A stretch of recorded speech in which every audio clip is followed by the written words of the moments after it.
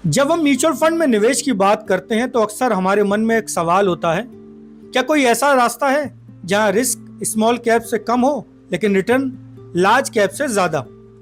इसी तलाश का जवाब है मिड कैप म्यूचुअल फंड। इन्हें शेयर बाजार का तेज दौड़ने वाला घोड़ा कहा जाता है, जिसमें कल का हाथी यानी ब्लू चिप कंपनी बनने की पूरी काबिलियत होती है। आज के वीडियो में हम आपको बताएंगे मिड कैप की पूरी एबीसीडी, ताकि आप खुद एक समझदार निवेशक बन सकें। सबसे पहले ये जानते हैं कि मिड कैप असल में क्या होता है। सेबी यानी हमारे मार्केट रेगुलेटर के मुताबिक भारत की सभी लिस्टेड कंपनियों को उनकी वैल्यू यानी मार्केट कैप के हिसाब से रैंक दी जाती है। 1 से 100 नंबर तक की कंपनियां लार्ज कैप हैं, लेकिन 101वें नंबर से लेके 250वें नंबर तक की जो कंपनियां हैं उन्हें मिड कैप कहा जाता है। मिड कैप म्यूचुअल फंड के लिए ये कानूनी रूप से अनिवार्य है कि वे आपका कम से कम 65% पैसा इन्हीं मिड कैप स्टॉक्स में लगाएं। मिड कैप को निवेश का स्वीट स्पॉट कहा जाता है। अब आप पूछेंगे कि इसका मतलब क्या होता है। इसे एक उदाहरण से समझते हैं। लार्ज कैप कंपनियां बहुत सुरक्षित होती हैं, लेकिन उनकी ग्रोथ की रफ्तार अब धीमी हो चुकी है, जैसे एक मैच्योर इंसान। दूसरी तरफ स्मॉल कैप कंपनियां बहुत तेज भागती हैं, लेकिन उनमें रिस्क इतना होता है कि वो कभी भी बैठ सकती हैं, जैसे एक छोटा बच्चा। मिड कैप इन दोनों के बीच की वो अवस्था है जिसे हम स्वीट स्पॉट कहते हैं। यहाँ कंपनियों के पास स्मॉल कैप जैसी रफ्तार होती है और लार्ज कैप जैसा अनुभव भी।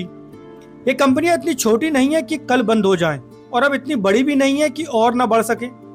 यानी यहाँ आपको कम जोखिम में ज्यादा रिटर्न मिलने की सबसे अच्छी संभावना मिलती है, यानी बेस्ट प्रोबेबिलिटी।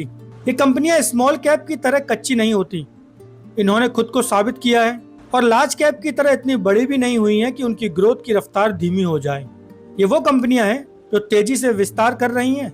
जब एक मिड कैप कंपनी अपनी सेक्टर लीडर बनती है तो वो लार्ज कैप में बदल जाती है, और यही वो समय होता है जब शुरुआती निवेशकों को सबसे ज्यादा फायदा मिलता है। लेकिन दोस्तों, यहाँ रिवॉर्ड है, वहाँ जोखिम को समझना सबसे जरूरी है। मिड कैप में उतार चढ़ाव लार्ज कैप से ज्यादा होते हैं। आसान भाषा में कहें तो जब मार्केट में तेजी आती है तो ये फंड बहुत तेजी से भागते हैं, लेकिन जब मंदी आती है तो ये लार्ज कैप के मुकाबले ज्यादा गहराई तक गिर सकते हैं। इसे डाउनसाइड रिस्क कहते हैं। अगर मार्केट 10% गिरता है तो आपका मिड कैप फंड 15 से 20% तक गिर जाए। इसीलिए यहाँ कमजोर दिल वाले निवेशकों के लिए थोड़ी कम जगह है। अगर आप मिड कैप में आने की सोच रहे हैं तो आपका नजरिया कम से कम 7 से 10 साल का होना चाहिए। लंबी अवधि में इन फंड से 15% से 18% के रिटर्न की उम्मीद की जा सकती है, लेकिन याद रखिए म्यूचुअल फंड में रिटर्न की कोई गारंटी नहीं होती है। एक और अहम बात, active versus index. Mid cap एक ऐसी कैटेगरी है जहां आज भी एक्टिव फंड मैनेजर्स इंडेक्स को मात देने की ताकत रखते हैं, क्योंकि इस कैटेगरी में बहुत सी ऐसी कंपनियां छिपी होती हैं जिनकी रिसर्च अभी पूरी दुनिया ने नहीं की है। एक कुशल फंड मैनेजर उन छिपे हुए सितारों को पहचानकर आपके पोर्टफोलियो में अल्फा यानी एक्स्ट्रा रिटर्न जोड़ सकता है। निवेश की रणनीति पर बात करें तो मिड कैप के उतार चढ़ाव से बचने के लिए सबसे अच्छा तरीका है एसआईपी। एसआईपी के जरिए आप हर महीने निवेश करते हैं, जिससे मार्केट में हर उतार चढ़ाव का फायदा आपको मिलता है। इसे रुपी कॉस्ट एवरेजिंग कहते हैं। साथ ही हमेशा डायरेक्ट प्लान ही चुनें, ताकि डिस्ट्रीब्यूटर कमीशन बच सके और आपका पैसा ज्यादा तेजी से कंपाउंड हो। टैक्सेशन के बारे में भी जान लीजिए। 1 साल के अंदर पैसा निकाला तो मुनाफे पर 15% STCG टैक्स लगेगा। 1 साल के बाद निकाला तो 1 लाख तक का मुनाफा माफ है, उसके ऊपर 10% LTCG टैक्स लगेगा।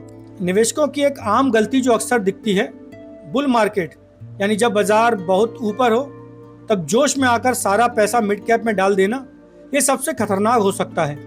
मिड कैप में एंट्री तभी लें जब आपके पास धैर्य हो। अंत में, मिड कैप उन लोगों के लिए बेहतरीन है जो हाई रिस्क हाई रिवॉर्ड के लिए तैयार हैं और जिनका लक्ष्य रिटायरमेंट या बच्चों की लंबी पढ़ाई जैसा गोल है। एक संतुलित पोर्टफोलियो वही है जहाँ लार्ज कैप की सुरक्षा और मिड कैप की रफ्तार दोनों का सही तालमेल हो। और सबसे जरूरी बात, निवेश करने से पहले स्कीम से जुड़े सभी दस्तावेजों को ध्यान से पढ़ें और अपने फाइनेंशियल एडवाइजर की सलाह जरूर लें। अगर आपको ये जानकारी भरोसेमंद और काम की लगी हो तो मनी गुल्लक को सब्सक्राइब करना ना भूलें। अपना ख्याल रखिए, सही और सोच समझ कर निवेश करिए और देखते रहिए मनी गुल्लक। धन्यवाद।